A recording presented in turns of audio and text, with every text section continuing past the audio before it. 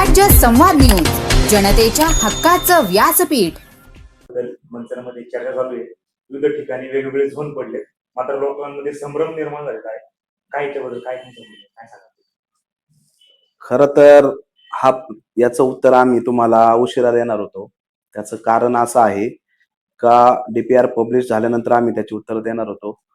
खरं सांगायचं म्हटलं, पण आता तुम्ही जर असा प्रश्न आम्हाला डायरेक्ट विचारलाय तर त्याच्यावरती मी तुम्हाला सांगेल का हा जो मंचर शहराचा डीपी विकास आराखडा जो झालेला आहे हा सन 2023-24 या कालावधीमध्ये बनवला गेलेला आहे. हा बनवला गेलेला आहे सहाय्यक संचालक नगर रचना पुणे टाउन प्लॅनिंगच्या अधिकाऱ्यांनी हा डीपी प्लॅन मंचरचा विकास आराखडा तयार केलेला आहे 2023 व 24 या कालावधीमध्ये, व तो सादर 2025 मध्ये केलेला आहे. साधारणतः नगरपंचायतच्या इलेक्शनच्या 1 महिना अगोदर आम्ही जशी माहिती घेतली तो या ठिकाणी नगरपंचायत मध्ये सील बंद जमा करण्यात आलेला होता. त्यानंतर तो डीपीआर ज्या वेळेस ही संपूर्ण बॉडी या ठिकाणी या मंचर शहराच्या याच्यावरती आली नगरपंचायत वरती, त्यानंतर गेल्या काही दिवसापूर्वी तो डीपीआर उघडण्यात आला. त्यामध्ये तो डीपीआर आम्हाला फक्त दाखवण्यात आला डीपी प्लॅन, आणि त्यानंतर तो पुन्हा सील करण्यात आला. पूर्ण गावाचा विकास आराखडा त्यामध्ये त्यांनी घेतला होता. तो आराखडा आम्ही सर्व नगरसेवक असतील, नगराध्यक्ष असतील, स्वतः आम्ही असं सर्वांनी पाहिला. त्यानंतर जेवढं गोष्टी त्यामधून आम्हाला कळल्या त्यामध्ये प्रामुख्याने आम्ही जे आरक्षण या मंचर शहरामध्ये काही ठिकाणी पडली गेलेली आहेत, साधारणतः फाळण्या नसल्यामुळं त्यामध्ये काय फाळणी करून काही टाकलं गेलं नाही. साधारणतः गट नंबर असतील पण त्यामध्ये अनेक शेतकरी असतील, तर नक्की कुणावर पडले काय पडले याची अजून काही शाश्वत अधिकृत माहिती देता येत नाहीये.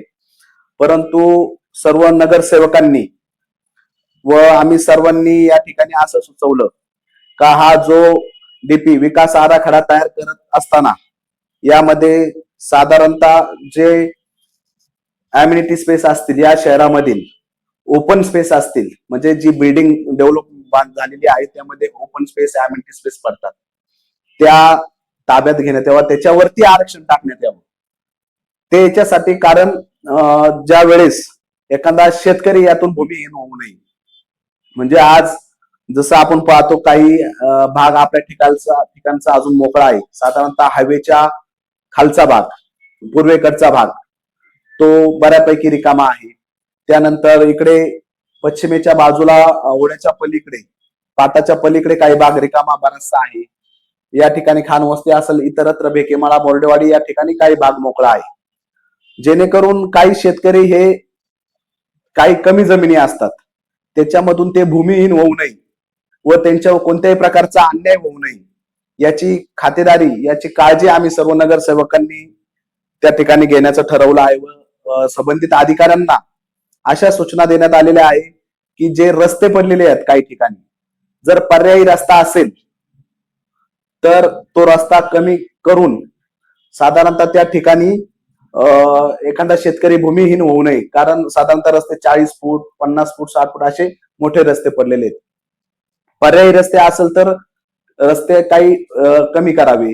त्यानंतर जर एखादा शेतकरी भूमिहीन होत असेल, एखाद्या अन्याय होत असेल, तर ते आरक्षण तुम्ही ओपन स्पेस असेल, अम्युनिटी स्पेस असेल यावरती घ्यावे, जेणेकरून सर्व नागरिकांच्या शेतकऱ्यांच्या जमिनी, जेणेकरून आतापर्यंत ज्यांनी जोपासल्या आहेत, वडीलोपार्जित आहेत, जोपासल्या आहेत, काही कष्ट करून काहींनी घेतलेल्या आहेत, त्यांना कोणताही धोका नसावा म्हणून आम्ही सर्वांनी असं या ठिकाणी गेल्याच काही दिवसापूर्वी मीटिंग मध्ये संबंधित अधिकाऱ्यांना या सूचना पण केलेल्या आहेत.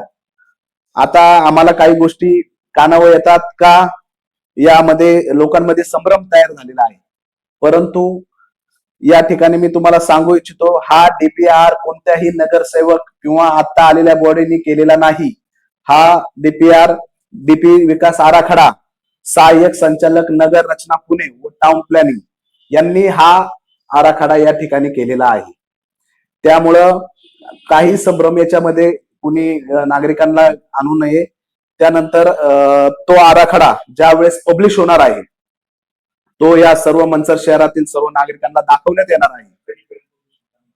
साधारणतः एक 15 ते 20 दिवसांनी व्हावा असे आम्हाला वाटते. परंतु आता संबंधित आपल्या या ठिकाणी नगरपंचायत मध्ये पाहिलं तर आपल्या गेली 6 महिने झाले इलेक्शन होऊन, परंतु आपल्याला सीओ साहेब या ठिकाणी नाहीयेत. आपल्याला प्रभारी सीओ साहेब खेडचे दरकळ साहेब आहेत. त्यामुळं थोडस यात पुढे मागे झालं तर कदाचित होऊ शकतं किंवा 15 ते 20 दिवसात हा आराखडा पब्लिश झाला पाहिजे. आणि झाल्यानंतर नागरिकांना सूचना आहे, जर कुणावर तसं काही आल्यासारखं वाटलं तर त्यांनी या नगरपंचायतमध्ये हरकत घेतली पाहिजे. त्याच्यावरती त्या आराखड्यावर हरकत घेतली पाहिजे. जर काहींच्या प्लॉट पडला असेल तर त्यांना 30 दिवसाचा टायमिंग दिला जातो. यावरती तो आराखडा जर चुकीच्या पद्धतीने कुणाला काही वाटत असेल तर हरकत घेण्याची वेळ आहे. त्यामुळे त्यावरती हरकती घेऊन त्यामध्ये एक समिती तयार केली जाईल. त्यामध्ये सहाय्यक रचना नगर पुणे यांचे काही अधिकारी असतील, काही या नगरपंचायतले काही प्रतिनिधी असतील, अशी एक समिती. आणि ती समिती सुद्धा झाल्यानंतर आम्ही सर्वांच्या सूचना एवढ्याच असतील का कुणावरतीही या मंचर शहरातील प्रत्येक नागरिक हा आपला आहे, यांच्या कुणावरतीही अन्याय झाला नाही पाहिजे याची खात्री दक्षता आम्ही घेऊ. या डीपीआर मध्ये काय काय असणार आहे, काय कोणते झोन आहे? या डीपीआर मध्ये काही गार्डन पडलेले आहेत ज्येष्ठ नागरिकांसाठी किंवा काही प्रभागांमध्ये गार्डन पडलेत, काही ठिकाणी प्ले ग्राउंड पडलेले आहेत, म्युन्सिपल पार्टीचं ऑफिस, कमर्शियल बिल्डिंग, असं अनेक प्रकारचे आरक्षण, काही विद्यालय, असे अनेक प्रकारचे आरक्षण या ठिकाणी पडली गेलेली आहेत. आता या ठिकाणी डीपीआर तयार होते. आता लोकांच्या काही संभ्रम निर्माण झालेले लोकांचा की हा डीपीआर कसा असणार आहे, काय असणार आहे, आणि यदा कदाचित जमिनीच्या बाबतीत थोडीशी शंका निर्माण झालेली, तर त्याबद्दल तुम्ही काय सांगाल? नक्कीच हा डीपीआर मी पहिल्यांदाही हे सांगितले का हा डीपीआर 2023-24 प्रशासकीय काळामध्ये झालेला डीपीआर आहे. टाउन प्लॅनिंगचे अधिकारी असतील त्यांनी हा डीपीआर बनवलेला आहे. आणि लोकांमध्ये संभ्रम होणं हे साहजिक आहे, कारण अजून वस्तुस्थिती जी काय आहे ती नागरिकांपुढे आलेली नाहीये. त्याची अधिकृत माहिती नागरिकांना कधीपर्यंत मिळेल? साधारणतः हा डीपीआर पब्लिश व्हायला 15 ते 20 दिवस जातील. त्यावेळेस नागरिकांना हा डीपीआर पब्लिश झाल्यानंतर हरकती घेण्यास वेळ आहे. त्यानंतर जर काही शेतकऱ्यांवर किंवा काय जर पडला असेल तर त्यांनी या ठिकाणी हरकती घ्याव्या. त्यांच्या हरकतीचा विचार नक्की या ठिकाणी केला जाईल, जेणेकरून आपल्या गावातला शेतकरी हा भूमिहीन झाला नाही पाहिजे. त्यानंतर काही ग्रीन झोन असतील, त्यानंतर काही ठिकाणी रेसिडेन्शियल झोन आहे, जर त्या ठिकाणी थोडेफार जेवढे वाढवता येईल जेणेकरून गावचा विकास होईल, याचाच नक्की आम्ही सर्व विचार करू. या डीपीआर बाबत पूर्वी काही सूचना वगैरे दिल्या होत्या किंवा काही याबाबत माहिती दिली होती? पूर्वी ज्यावेळेस हा डीपीआर ओपन केला गेला, म्हणजे हा डीपी प्लॅन ओपन केला गेला, त्यावेळेस सर्व नगरसेवक असतील सर्वांचं आमचं एकमत झालं का जेणेकरून कुणावरतीही अन्याय झाला नाही पाहिजे. कारण हा डीपीआर हा आपल्या काळात नसून फक्त हा आपल्या काळात ओपन केला गेलेला आहे, परंतु आपण याची काळजी घ्यायची का कुणावरतीही अन्याय झाला नाही पाहिजे, कुणाचंही नुकसान झालं नाही पाहिजे. आम्ही सर्वजण 100% सर्व नागरिकांच्या बाजूने त्यासाठी उभे राहू.